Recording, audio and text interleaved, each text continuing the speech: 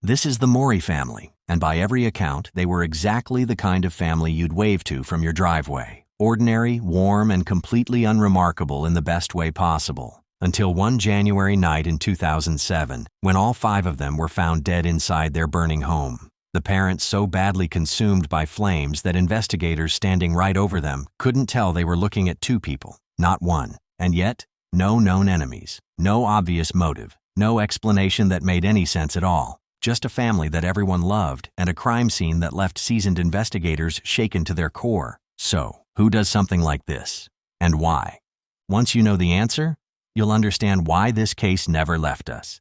Before we talk about what happened on that January night, you need to know who this family was, because they were not a headline. They were people. Tony Mory, whose full name was Emmanuel, but who everyone called Tony, was born on May 27, 1973. He was the kind of man who would rather spend a Saturday riding ATVs through the woods than do just about anything else. He was stubborn. He was proud. He was the type who would rather grind it out on his own than ask anyone for help. And those who knew him would tell you he was strong.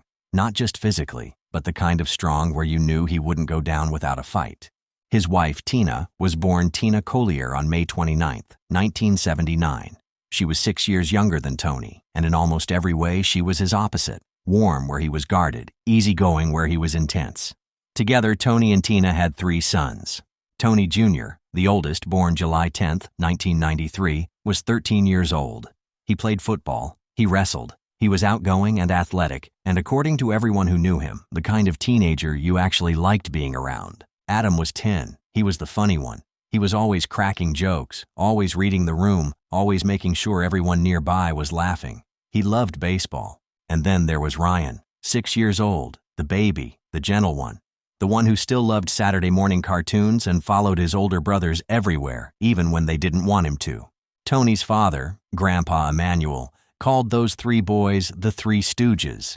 He pulled his fake teeth out to scare Tony Jr. Tony Jr. would lose his mind. Adam would just laugh. Ryan would hide behind Grandpa's leg. It was that kind of family. And they had been living at 203 Route 82 in Fishkill, New York, for a few years by the time all of this happened. Now, by all accounts, Fishkill is the kind of town that people move to when they're ready. A main street that feels like something out of a television show. A population of under 23,000. Safe. Quiet. The kind of place where neighbors actually wave at each other from their driveways, and the noise complaint from a late-night barbecue is settled with a friendly apology and forgotten by morning. The Morys fit right in. They were good tenants, good neighbors, good people. Their landlord Tom knew it. The families at the boys' schools knew it. The community knew it. But in the months leading up to January 2007, things had quietly started to unravel. The troubles had actually started as far back as 2005. Tony had tried to go into business with one of his closest friends. It didn't work. He tried working for a relative after that. That didn't work either. When the relative offered him another shot at a job, Tony, being Tony, turned it down. Pride, always pride. But the Bills didn't care about pride. By 2006, the Morys had fallen significantly behind on rent. Their landlord, Tom, had been patient. More patient than most. But even he was beginning to consider what came next. The house, their neighbors later noted, wasn't being maintained the way it used to be. Small things, easy to overlook, hard to ignore once you started noticing them. Tina was still working as a cashier. Tony was picking up odd jobs wherever he could find them. But in a growing economy, it still wasn't enough. And at some point during this slow financial slide, Tony started drinking more, staying out later, using substances, cocaine primarily, to take the edge off of the stress. He kept it away from the house, away from the boys, away from Tina. He thought it was temporary, something he could manage, something that would just quietly go away once things got better. Tina knew something was wrong. She started confiding in close friends and family. She talked about taking the boys out of state, getting some distance, showing Tony what he was risking if she and the kids were gone. She loved him, but she was exhausted, and she had started to pull away. The family was still showing up, at Little League games, at school events. Tina was still posting cheerful things on MySpace around the holidays, holding on to every piece of normal that she could. But in a small town like Fishkill, people talk, and whispers had already started circling around the house on Route 82.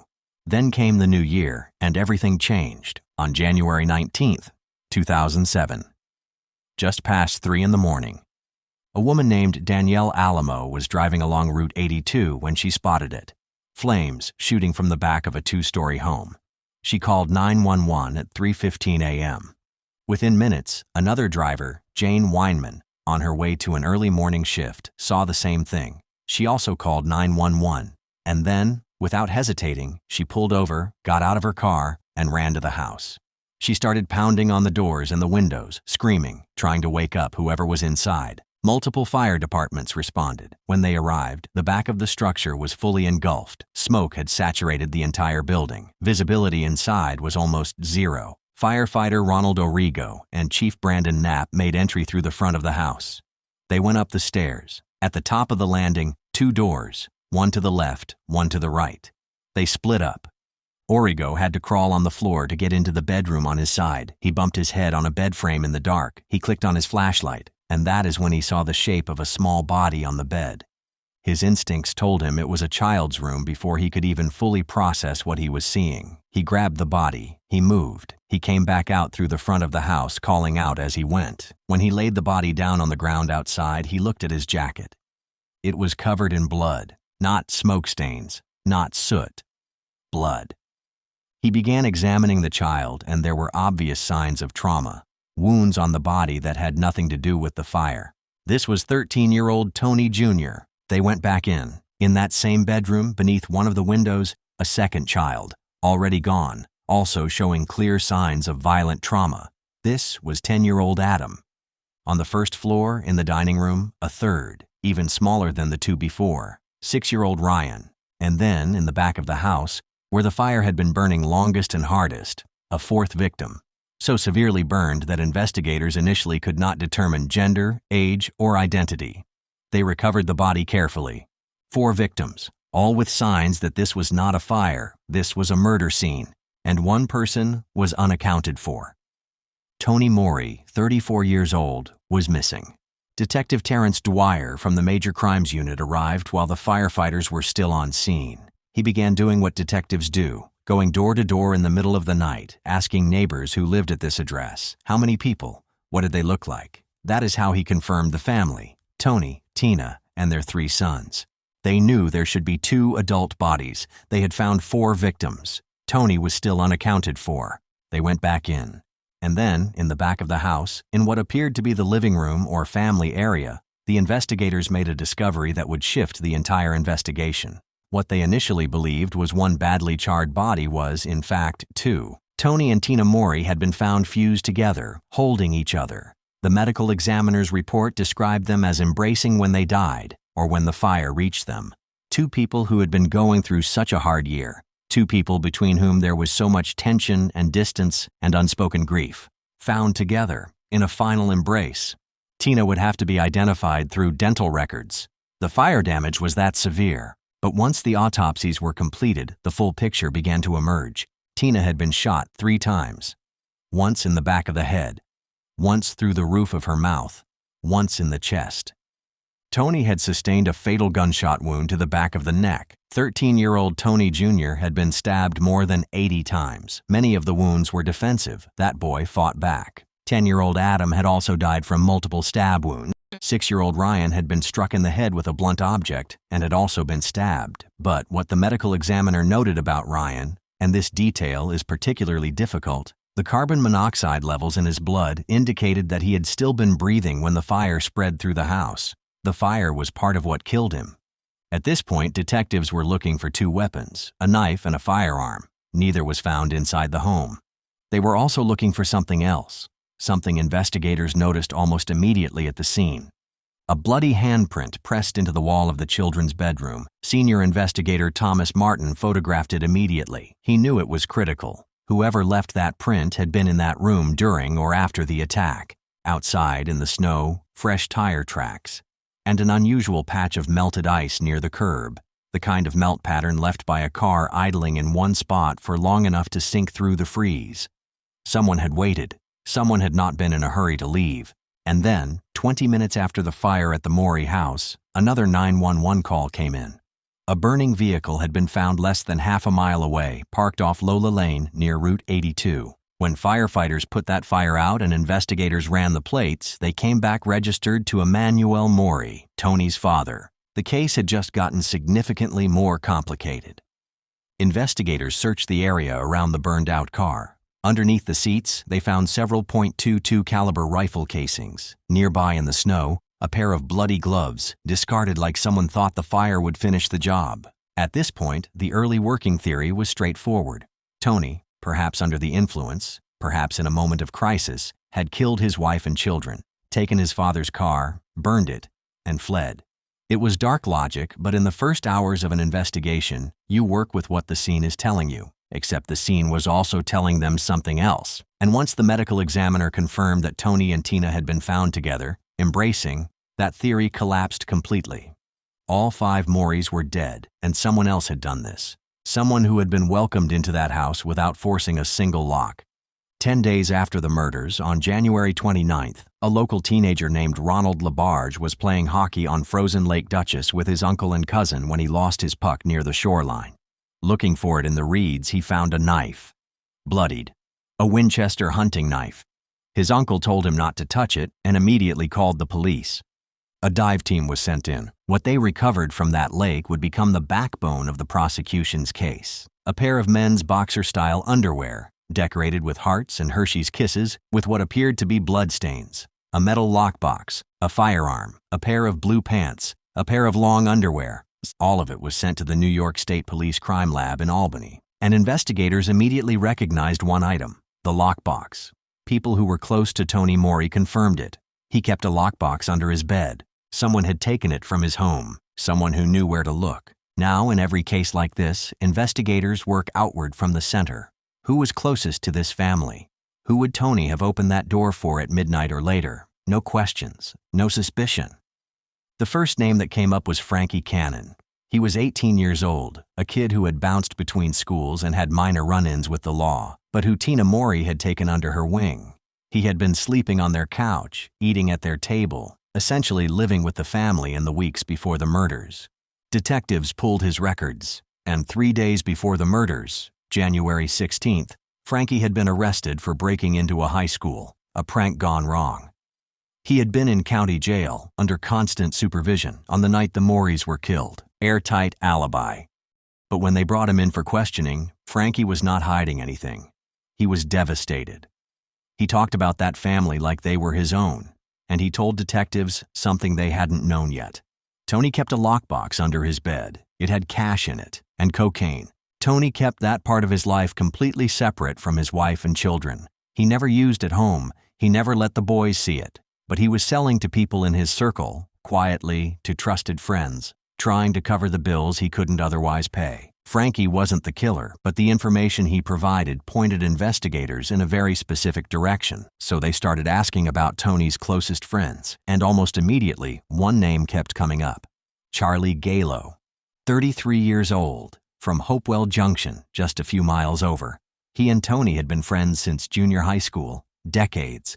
The kind of friendship where you show up at someone's barbecue unannounced and you're handed a beer before you even sit down. Tony called Charlie's parents Mom and Dad. They thought of Tony as a son. Detectives went to Charlie's house for what they described as a routine check-in. Charlie looked rough, disheveled, glassy-eyed.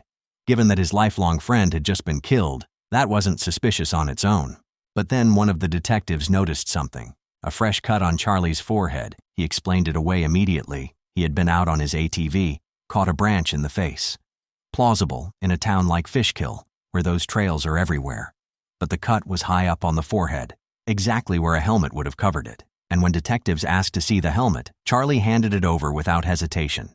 It was a full motorcycle-style helmet. It covered his entire forehead. So how did the branch get through? They noted the inconsistency. They moved on, carefully. Charlie told them his alibi for the night of the murders. He and a friend named Mark Serino had spent the evening drinking beers at Charlie's place. Neither of them had been anywhere near the Mory residence. Detectives went to Mark Serino next. Mark was 29, a local sanitation worker. Low profile, hardworking, known as an easygoing presence in the community. He confirmed exactly what Charlie had said. They were together all night. They never left. Their stories matched perfectly. But Lake Dutchess, where all those items had been recovered, was close to Mark Serino's home. That proximity wasn't lost on investigators. It moved both men up the list. Then the narcotics unit was brought in to assist, and a key figure surfaced, Tony Mory's supplier, the man who had been providing the cocaine Tony was buying, and occasionally reselling to people in his circle. When brought in for questioning, the supplier eventually confirmed that yes, he had also sold to Charlie and Mark, and on the night of the murders, the same night both men claimed they never left Charlie's house. The supplier said they had met him in the parking lot of a Wendy's restaurant along Route 9 to make a purchase. Both Charlie and Mark were present. There was a secondary detail that the supplier added, one that registered as strange only in hindsight. The morning after the murders, Charlie called him, told him the family was gone.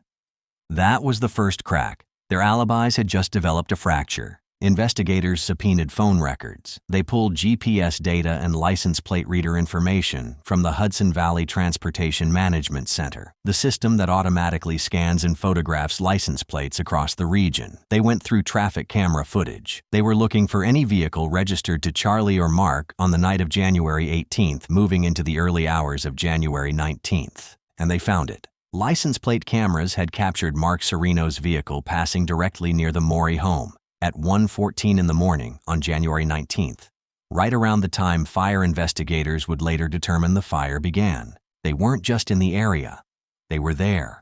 Then something else surfaced. Multiple people, separately, told investigators about a recent shift in the friendship between Tony and Charlie.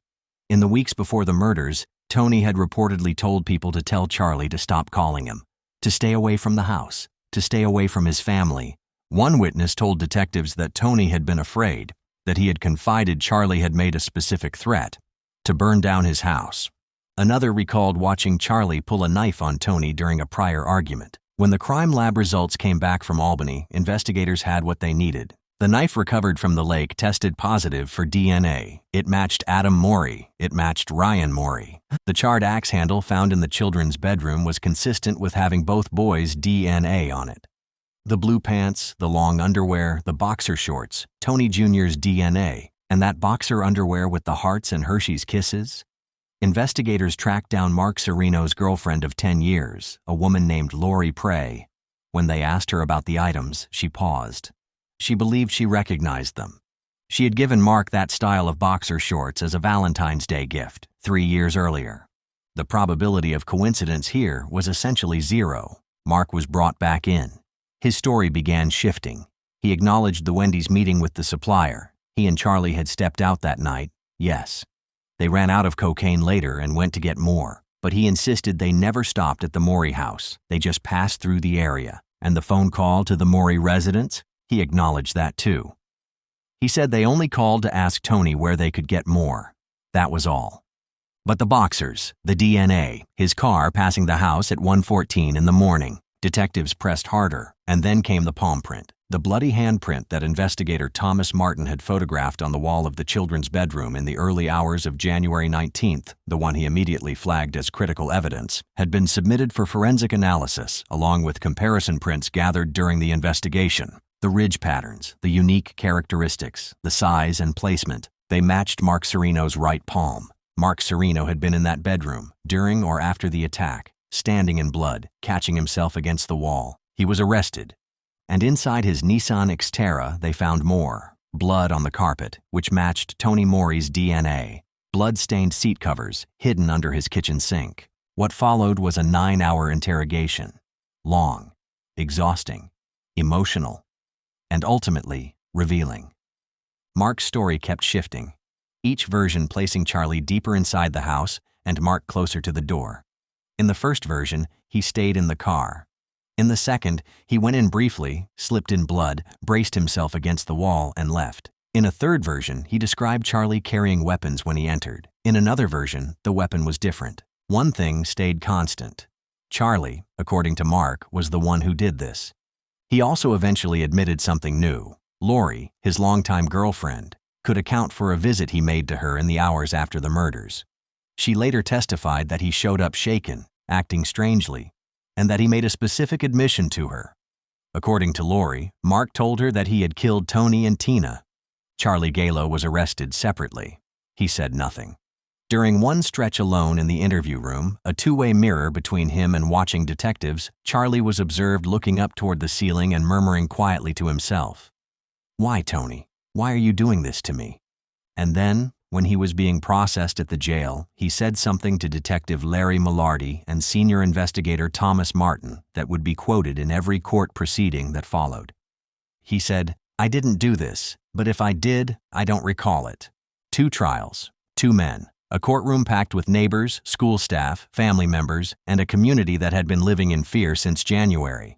Mark Serino's trial came first. November 2007, prosecutors laid out the evidence methodically: the DNA, the palm print, the license plate data, the phone records, the items in the lake connected back through the forensics to the children killed in that house, and the testimony of Lori Prey, who broke down on the stand as she described what Mark had told her after the murders. The defense had one card they played with real weight. Mark had an identical twin brother. DNA, as their expert reminded the jury, is unique, except in cases of identical twins. Reasonable doubt had been planted. The twin took the stand. He said he was home that night, but there was no way to verify it, and the jury had to sit with that. They deliberated. They returned. Guilty. 31 counts, including first-degree murder. Charlie Galo's trial began February 4, 2008. He remained composed throughout, a deliberate, controlled stillness that the people who had known him his whole life found almost impossible to reconcile with the man they thought they knew. His defense team pointed to Mark. Mark was the true culprit, they argued. There was no physical evidence connecting Charlie directly to the crime scene. No DNA, no fingerprint, no palm print on any surface inside that house. What they had instead were words. A fellow inmate who had shared a cell with Charlie testified that Charlie had initially claimed he was home playing video games the night of the murders, but as they became friendlier, the story changed. Charlie admitted he and Mark had gone to the Mory house, and when pressed about what had happened there, Charlie said, and the inmate quoted this directly, "It wasn't supposed to go down like that." Charlie's own cousin, Dorothy Galo, took the stand. She was close with Tina Mory. She had rushed to Route 82 that morning after hearing the news on the radio, and then she went to Charlie's. She found him and Mark together, still drinking, still using, both of them speculating about who might have killed the family. Charlie suggested Tony had probably been killed by dealers he owed money to. 2 days later, Dorothy testified she returned, and Charlie told her that Tony had been shot in the neck, and then he said, "I bet he felt that. I bet that hurt." Then came the dealer, Hassan Strange. He testified that several hours after the murders, Charlie had called him, and during that call, Charlie had said something that the dealer's wife Tara overheard through the Direct Connect walkie-talkie feature on their phones. Charlie reportedly said they had killed the little one first, and that Tony was made to watch. Mark Serino, now convicted, returned to the stand as a prosecution witness. His testimony had evolved again, this time implicating himself more explicitly in the timeline while continuing to position Charlie as the initiator. He described Charlie shooting Tony. He described Charlie shooting Tina. He said 6-year-old Ryan had run after him, bleeding, and that he had slammed a door closed. He would not say what happened after that. The jury deliberated for more than 37 hours. Charlie Galo was found guilty. At sentencing, the judge handed Charlie Galo 5 consecutive life terms without the possibility of parole. Mark Serino, in part because his testimony had assisted the prosecution in the second trial, was sentenced to 50 years to life. Before Mark was sentenced, he addressed the families directly. He said he wished he could apologize to Tony's father and to Tina's mother. He said he hoped one day to meet them and offer whatever small measure of closure he could. He never got the chance, at least not with one of them. Tony's father, Grandpa Emanuel, the man who had called those 3 boys the Three Stooges, who had lost his wife just a year and a half before losing his son and his grandsons, spoke at the sentencing. He talked about Ryan learning to swim, about how none of the boys had had their first girlfriend yet and how he had been looking forward to teasing them about that. He talked about the little football he found outside the burned house after the fire was put out. He had kept it. He said, "None of them will graduate. None of them will get married. None of them will have kids of their own." A few months later, in May of 2008, Emmanuel Mory passed away. He was 57 years old. His cause of death was not publicly reported. Tina's mother, Arlene, is still here, and she has given interviews over the years about what it is like to carry this loss, not just as grief, but as a constant presence. She talks about the sounds she misses most, Laughter, little feet on the floor, the specific, irreplaceable noise of 3 small boys moving through a house. She wonders what they would have become, what the holidays would have looked like, whether she would have become a great-grandmother by now. She said, "It wasn't just lives that were taken, it was generations." Now here is what we know about how this happened. Tony Mory was a man under enormous pressure. He loved his family. He was desperate to protect them from seeing how far things had slipped, and in that desperation, he made a choice, selling cocaine in small amounts to people he trusted, people in his own social circle, that put him into business, financially, with people he thought were friends. Charlie Galo had been one of those friends since junior high school. They had ridden ATVs together. They had grilled together. Charlie had called Tony's parents Mom and Dad. But at some point in 2006, something broke. A dispute over the product. Accusations that Tony was cutting the cocaine, shorting the weight, compromising the deal. Words were exchanged. Threats were made. Tony told people he was afraid, that Charlie had threatened to burn down his house. On the night of January 18th into the early hours of January 19th, Charlie and Mark Serino were out, drinking, using, looking to score more. They called Tony's number. At some point, they went to the house. And Tony, because Charlie was someone he had known since he was a kid, opened the door. The Mory family lived at the end of an ordinary street in a town of under 23,000 people. Tony and Tina were struggling financially, the way a lot of families struggle. Their kids were loud and funny and athletic and gentle and full of everything that kids are supposed to be full of. There was no reason for any of this. There almost never is in cases like this. But in a case that involves children, in a case that involves a grandmother learning her family is gone while she's standing in a police station hallway, the absence of reason is the part that stays with you. Charles Galo remains in prison today, serving 5 consecutive life sentences. Mark Serino is serving 50 years to life. And the people who loved this family are still carrying what was taken from them.